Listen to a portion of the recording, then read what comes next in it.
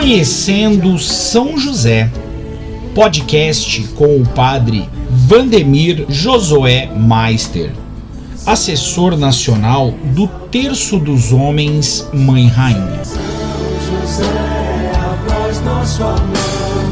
Louvado seja nosso Senhor Jesus Cristo, Maria e São José. Nós estamos com o podcast do dia de hoje que nós queremos falar sobre um símbolo que está nas imagens de São José, que é o bastão, que é o cajado ou que é um lírio que sempre nós vemos nas pinturas e nas esculturas da imagem de São José. De onde procede este símbolo nas esculturas desta imagem? Os evangelhos eles trazem poucas informações sobre São José. Existe na literatura o que é chamado em teologia literatura apócrifa. Ela traz muitas informações sobre São José, sobre Maria e o menino Jesus.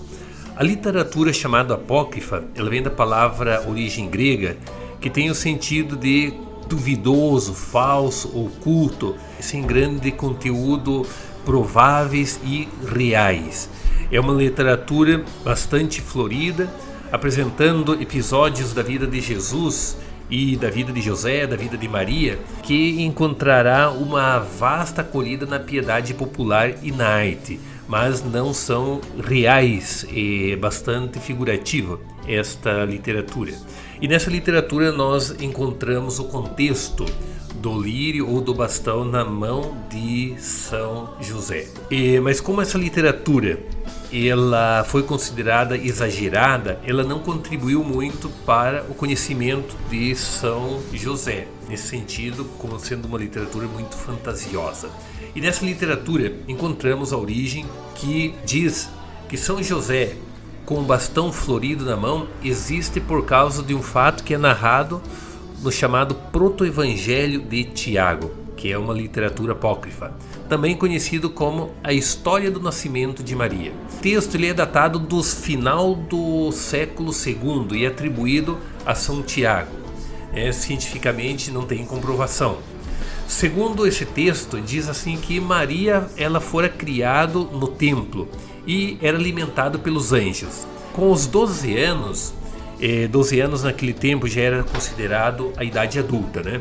O sumo sacerdote convocou os homens da Judéia para buscar o futuro esposo de Maria. E convocou também os viúvos para que um deles, após receber um sinal do céu, pudesse se casar com Maria. Naquele tempo era muito comum que os homens carregassem um bastão e uma bengala. Era muito típico os pastores que cuidavam dos seus rebanhos, as pessoas que faziam grandes caminhadas, usavam o bastão como um meio de apoio nessas caminhadas. Assim que chegou ao templo, cada um dos homens foi convidado a deixar a bengala ou o bastão sobre o altar durante a noite. E o próprio Deus faria florescer o bastão daquele que seria o escolhido para desposar a futura mãe de Jesus. Aí, no dia seguinte, pela manhã, o sacerdote Zacarias, aí nós percebemos que tem aí várias imagens que nós já conhecemos desde a Bíblia, né? De Lucas, de Mateus, nós encontramos esses personagens.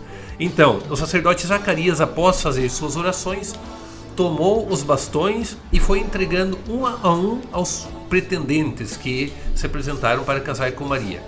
Somente o bastão de São José havia florescido durante aquela noite. Dessa maneira ele foi o escolhido para ser esposo de Maria. Cheio de temor, ele tomou consigo, levando-a para casa. Por isso, ainda hoje, ele costuma ser representado como um bastão florido em uma das mãos. E aí agora nós sabemos o contexto de onde provém esse bastão. As flores que brotaram desse bastão foram lírios, flores associadas ao tema da pureza. São José foi um homem puro, foi um homem santo, por isso foi escolhido por Deus para ser o esposo de Maria, o pai adotivo de Jesus. A literatura apócrifa, ela encarregou-se de enfeitar exageradamente a história de São José. Ainda que, de acordo com essa literatura, ele teria morrido idoso com mais de 100 anos, o que não faz muito sentido, né? porque os próprios evangelhos afirmam que José esteve muito presente no início da vida de Jesus, mas depois, no momento que Jesus começa a anunciar o reino, já não está mais presente a figura de São José, e menos ainda no Calvário. Então, se José tivesse mais de 100 anos, provavelmente ele também teria presenciado todo o acontecimento do Calvário. Bom, a Bíblia ela fala pouco de São José, mas o que ela fala já é bastante para que o admiremos, né? São José foi um homem justo, foi um homem santo. Ele foi capaz de acreditar nos grandes sonhos e não ligar para a opinião pública daquele tempo. Ele assumiu Maria com a sua gravidez. Não mediu esforço para defender e proteger os dois grandes tesouros de Deus, a Virgem Maria e Jesus. Qual esposa não gostaria de ter um marido como São José? Qual filho não iria querer ter um pai assim? Para ser o esposo da Virgem e o pai do menino Jesus, Deus não iria escolher mesmo qualquer um, né? São José era muito especial aos olhos de Deus. Ele deve ser muito especial também diante dos nossos olhos. O interessante é a gente perceber que até os papas, né, valorizaram muito a presença e imagem de São José na liturgia. O Papa João XXIII lhe confiou de bom êxito do Concílio Vaticano II, colocando nas mãos de São José todo esse grande evento que foi a reforma de toda a Igreja. É interessante que até o Papa Francisco ele iniciou seu pontificado no dia 19 de março, é o dia de São José. Muito bem, aqui nós queremos terminar este podcast com toda essa riqueza que nos revela a pessoa de São José.